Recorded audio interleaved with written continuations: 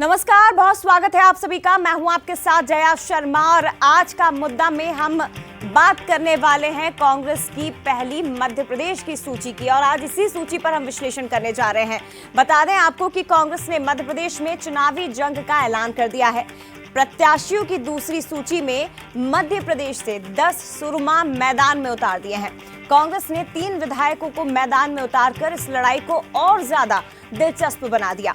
छिंदवाड़ा से नकुल नाथ, भिंड से फूल सिंह बरैया और सतना से सिद्धार्थ कुशवाहा तो मंडला से ओमकार सिंह मरकाम पर दाव खेला है। सीधी से कमलेश्वर पटेल, टीकमगढ़ से पंकज अहिरवार, धार से राधे श्याम, देवास से राजेंद्र मालवीय, खरगोन से पोललाल करते और बैतूल सीट से रामू टेकाम को टिकट दिया गया।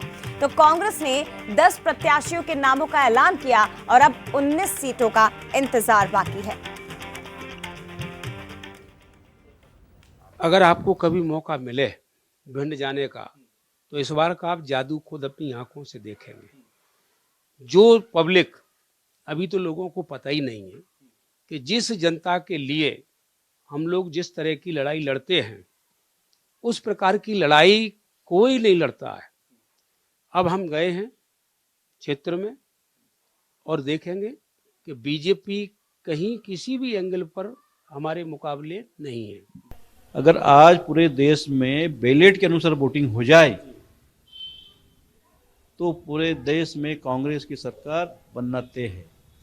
ईवीएम मशीन के चक्कर में कहीं ना कहीं गड़बड़ी हो रही है, मैं उसमें जाना नहीं चाहता हूं, पर इतना निश्चित है कांग्रेस मजबूत से चुनाव लड़ेगी और प्रदेश में ज़्यादा सीटें कांग्रेस जीतेगी। कांग्रेस एकजुट है, एक साथ है और बैतूल जिले में हम अच्छा परिणाम देंगे, क्योंकि हम मुद्दों को लेकर, जनता के मुद्दों को लेकर के हम जमीनी स्तर पे नीचे तक जाएंगे। तो इन्होंने किसानों से वादा किया था कि 2700 रुपये गेहूं खरीदेंगे, नहीं हो रहा है। इन्होंने कहा था 450 रुपये में गैस सिलेंडर देंगे, लोगों को नहीं मिल रहा है। आज चारों तरफ अत्याचार और शोषण और महिलाएं सुरक्षित नहीं है। तो आप सब जानते हैं, इन सब मुद्दों को लेकर के हम जनता के बीच में जाएंगे और निश्चित ही जनता इस बार हमें आशीर्वाद देंगे। और तो कांग्रेस ने 10 सुरमाओं को मैदान में उतारा, जिसमें से 3 सुरमाओं की बातचीत आपने सुनी है।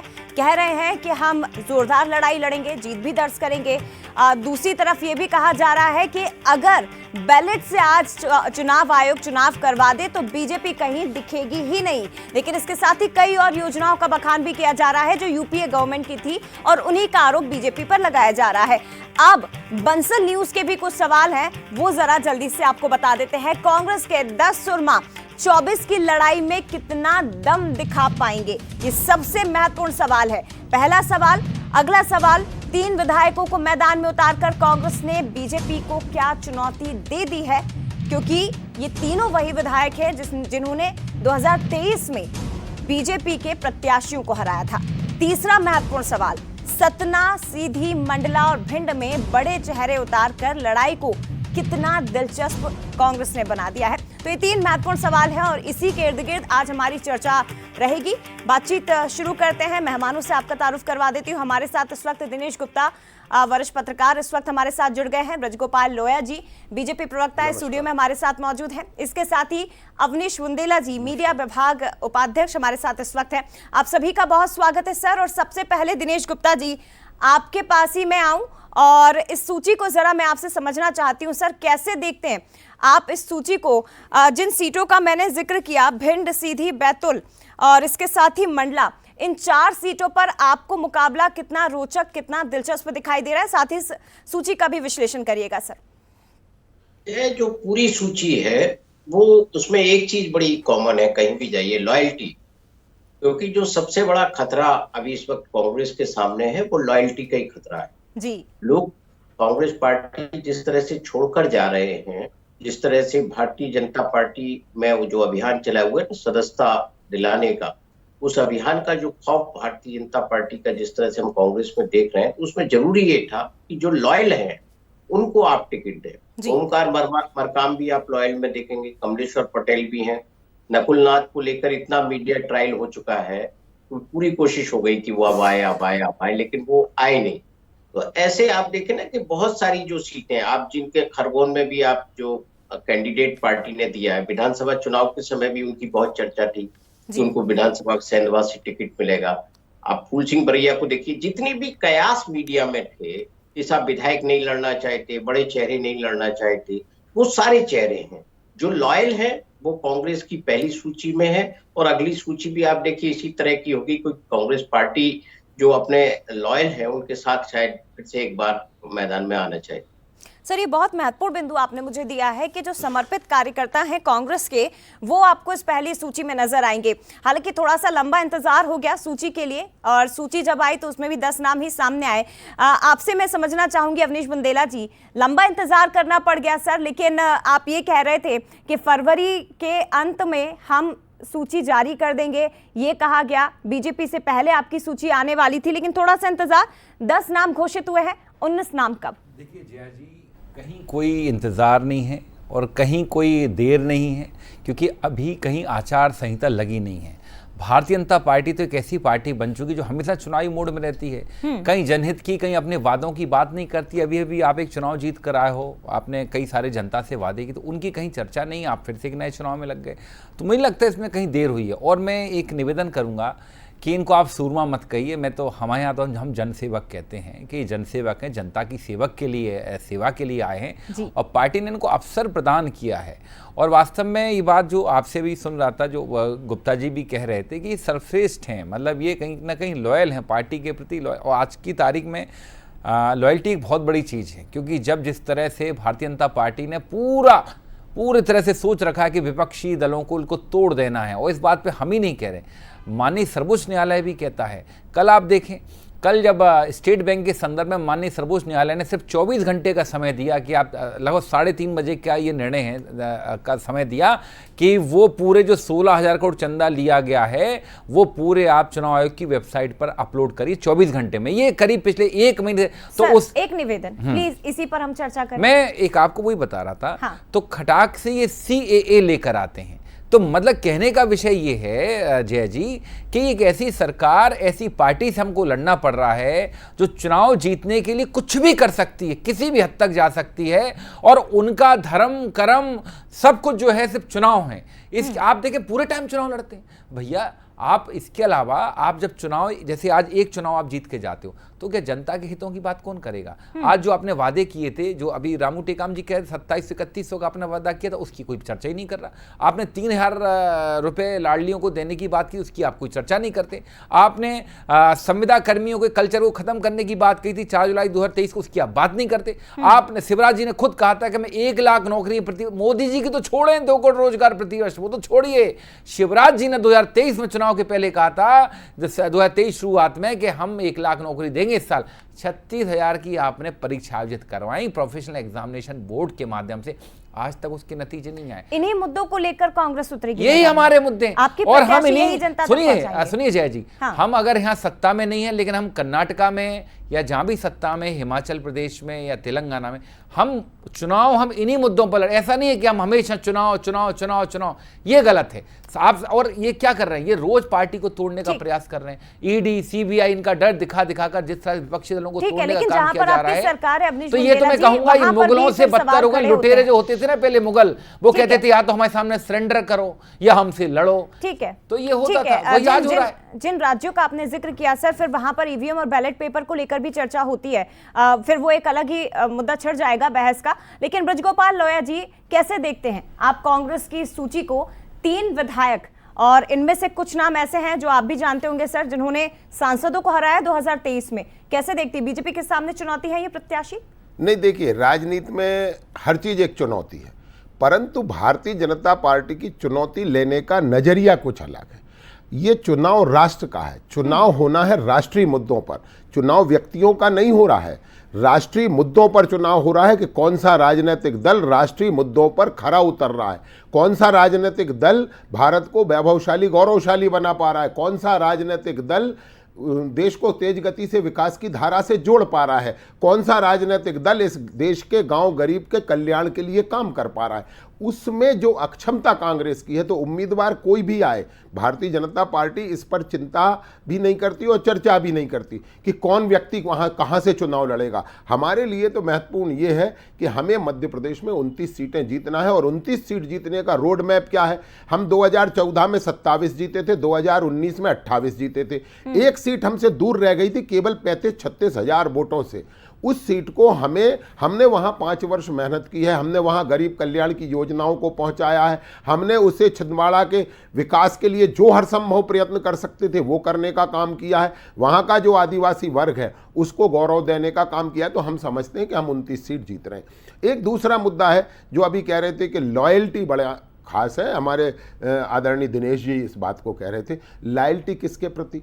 ये देश संविधान से चलता है, ये देश लोकतांत्रिक देश है। क्या किसी परिवार के प्रति लॉयल होना चाहिए या पार्टी के प्रति लॉयल होना चाहिए? यदि ये देश है तो आपको देश के प्रति लॉयल होना पड़ेगा, यदि ये लोकतंत्र है तो आपको जनता के प्रति लॉयल होना पड़ेगा। तो कांग्रेस की समस्या ही यही है कि वो जनता और देश के प्रति लॉयल नहीं है, लॉयल है अपने नेता, अपने परिवार के प्रति। और इस लॉयल्टी को लोग अब बर्दाश्त नहीं कर रहे हैं, कांग्रेस के लोग। एक और बात कही गई कि डराकर, धमकाकर, डर दिखाकर। आप देखिए जो लोग छोड़ रहे हैं, क्या सुरेश पचौरी जी डर गए?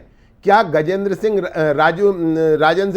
गजेंद्र सिंह जी डर गए? क्या अर्जुन पलिया जी डर गए? क्या संजय शुक्ला जी डर गए? आप देखिए उन नामों को, आप उन पर आप किस तरह की बातें कर रहे हैं। आज यदि वो भारतीय जनता पार्टी में आ गए तो आप उन्हें डरपोक कह रहे हैं। आप इस तरह की भाषा का इस्तेमाल कैसे कर सकते हैं एक राजनीतिक जिम्मेवार नेता के लिए, जिसने बरसों आपकी पार्टी की सेवा की है, जिसने बरसों समाज का। बीजेपी पर लगते हैं ब्रजगोपाल लोया जी, बहुत से आरोप कांग्रेस की तरफ से लगाते हैं। मशीन कहा जाता है बीजेपी को कि अगर बीजेपी में कोई नेता पहुंच जाता है तो उसके सारे दाग धुल जाते हैं। ठीक है, वो एक अलग विषय है, उस पर भी फिर कभी चर्चा होगी। अवनीश जी क्या कहेंगे सर आप? सबसे पहली बात, अभी इन्होंने सुरेश पचौरी जी का नाम लिया, तो ये तो इतना अच्छा नाम लिया इन्होंने कि सुरेश पचौरी जी को आप समझे 72 साल की उम्र में वो व्यक्ति मतलब 33 साल की उम्र में राज्यसभा सांसद बन गया था।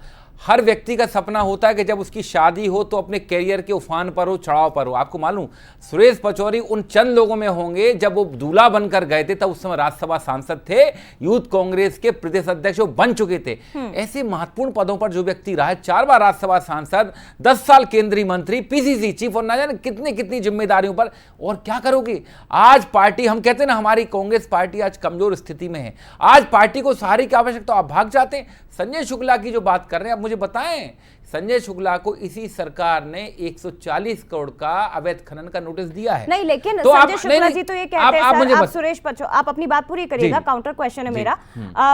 सुरेश पचौरी जी या हम शुक्ला जी की बात करें, ये सब तो राम मंदिर को लेकर नाराजगी जता रहे हैं कि कांग्रेस राम मंदिर के उद्घाटन में नहीं गई, लोग उस समय नहीं पहुंची प्राण प्रतिष्ठा के समय, इसलिए फिर ये जबकि हमारी तो आस्था थी। इतनी देर क्यों? एक महीने से ऊपर हो गया तो इतनी देर क्यों? बाकी एक साफ बात यह है, देखिए जो पार्टी को छोड़ता है, जब उसके निजी स्वार्थ उसकी विचारधारा पर हावी होने लगते हैं तो पार्टी छोड़ के चला जाता है। बाकी जहां तक सुरेश पचौरी जी की बात है, तो हमारे पास आज की तारीख में कोई रिटायरमेंट प्लान नहीं है, क्योंकि हम ना तो उन्हें राज्यसभा में भेज सकते हैं, ना उन्हें कहीं का राज्यपाल बना सकते हैं। शायद इसकी खोज में भारतीय जनता पार्टी में वो चले गए हैं। बाकी एक बात और मैं स्पष्ट करना चाहूँगा, बार बार एक परिवार की बात करती भारतीय जनता पार्टी, हमें गर्व है, गांधी परिवार हमारा गौरव है, लेकिन आप समझे ये वही परिवार जिसने देश के लिए शहादतें दी हैं। पंडित जवाहरलाल नेहरू 11 साल जेल में रहे देश के लिए। इंदिरा गांधी की कैसे मृत्यु हुई क्या किसी को पता नहीं, राजीव गांधी की कैसे मौत हुई क्या किसी को पता नहीं है। तो भाई हमें गर्व है, लेकिन हाँ, ये जो बार बार उन पर आप आरोप लगाते हैं, वो व्यक्ति हैं जो राहुल गांधी पूरा देश नाप रहे हैं। लेकिन अभी आपके सामने चुनौती है ना अवनीश बुंदेला जी कि आप अपनी पार्टी को संभालिए। पार्टी देखिए, ठीक है, मैं लौटूंगी सर आपके पास। साफ मैंने कहा ना, जिनकी विचारधारा से ऊपर उनके निजी स्वार्थ हावी हैं, जय जी वो पार्टी छोड़ेंगे, हम कुछ नहीं कर सकते। आज आप देखें ना, इतने लोगों सिंधिया वगैरह जो इतने लोग छोड़ के गए, क्या नहीं दिया पार्टी ने, मतलब वही हम जैसे आज ब्रजगोपाल लोया जी हैं, नहीं मिला सर, मैं लौटूंगी आपके पास। आप मुझे दिनेश जी का बताएं, मैं आज करूं भाजपा सर, मैं में लौटूंगी निरंतर मैं लौटूंगी कांग्रेसियों का आगमन हो रहा है, इन ठीक है। जैसे कार्यकर्ताओं का क्या होगा? ठीक आप है, मुझे मैं बताएं, क्या लौटूंगी स्थिति सर, होगी? उस पर जवाब ले लेंगे, उस पर जवाब ले लेंगे। दिनेश जी, आपसे जरा समझना चाहूंगी, 2023 में भी हमने देखा, 2024 में भी हम देख रहे हैं, टिकटों के मामले में, प्रत्याशी घोषित करने के मामले में बीजेपी 2020 खेल रही है, कांग्रेस अपना टेस्ट मैच खेल रही है। अब ऐसे में दोनों पार्टियों की अगर हम सूची देखें और जिन विकास कार्यों का जिक्र किया जाता है, तो क्या अब इस सूची के हिसाब से विकास कार्य सेकेंडरी हो गए हैं, जातिगत समीकरण प्राइमरी हो गए हैं पार्टियों के लिए? क्योंकि सूची देखकर तो यही लग रहा है। जय, एक तो कोई भी पॉलिटिकल पार्टी है, उसको दूसरी पार्टी का जो वर्किंग स्टाइल है उस पर इम्पोज नहीं करना चाहिए कि वो भाजपा कैसे काम करती है तो कांग्रेस वैसे ही करे जी। या जब कांग्रेस जिस कार्यशैली के कारण सालों तक सरकार में रही, वो भाजपा की रणनीति पर क्यों चले, भाजपा के मुद्दों पर क्यों चले? जी। उसके अपने मुद्दे हैं, उस मुद्दों पर वो राजनीति करती है।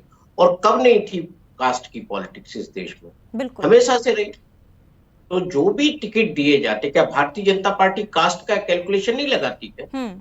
कोई भी राजनीतिक दल है, चुनाव जीतने के लिए लड़ता है, सरकार बनाने के लिए लड़ता है।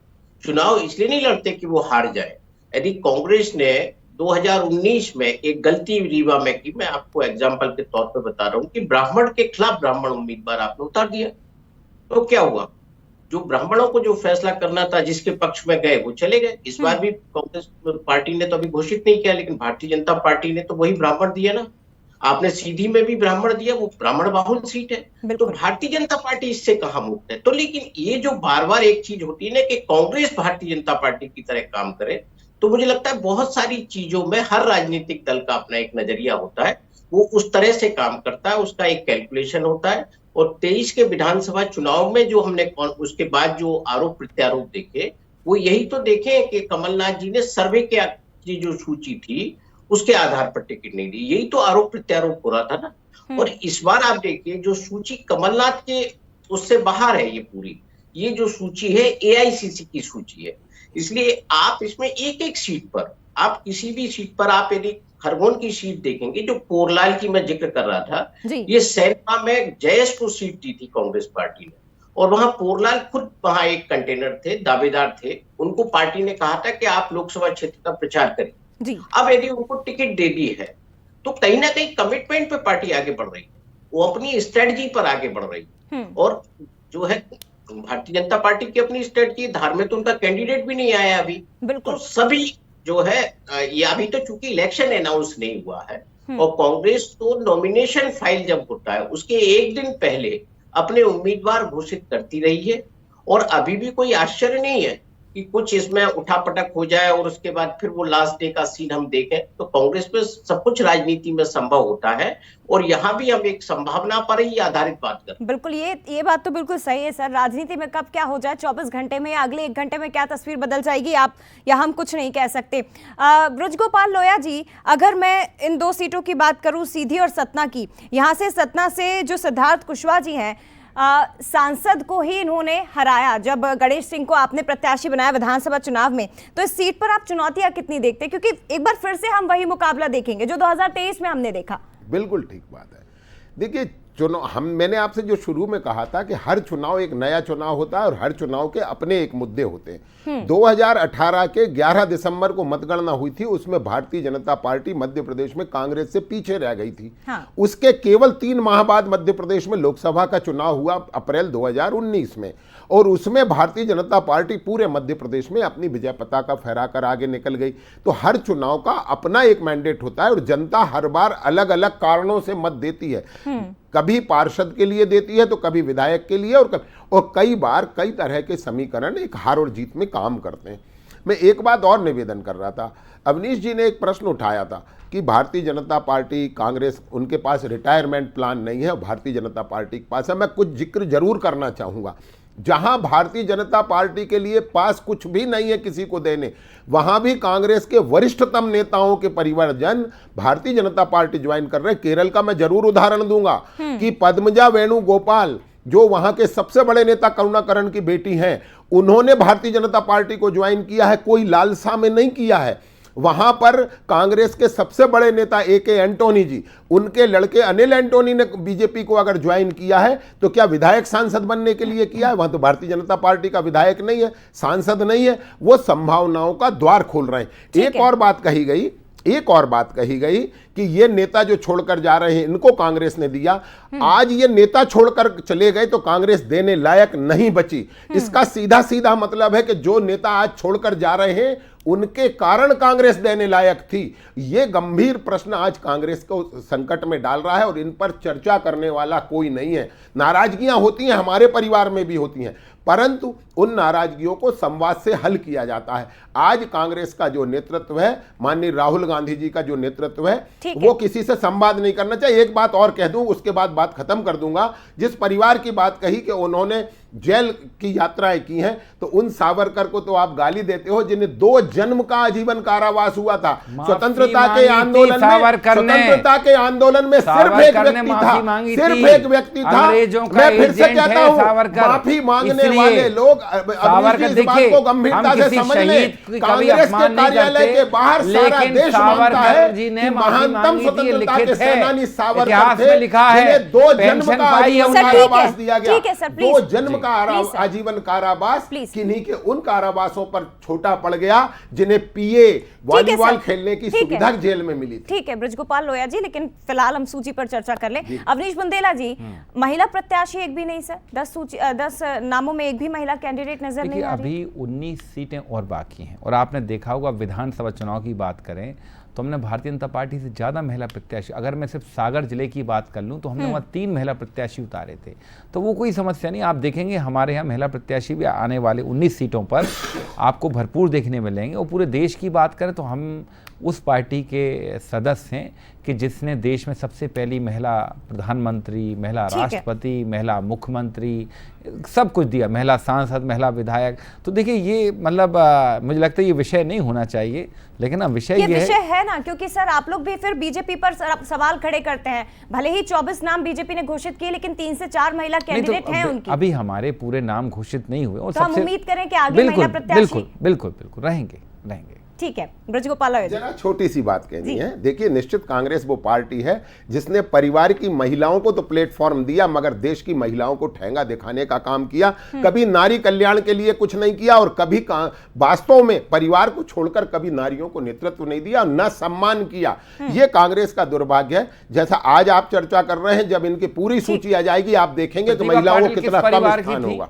रीता बहुगुणा जोशी कितने कम परिवार देखेंगे आप। अरे आप सब बताइए, हम बताएंगे ना। अगर आप एक एक प्रश्न का जवाब दूंगा। फिर मैं अगर कहूं रीता बहुगुणा वो थी जिन हेमवती नंदन बहुगुणा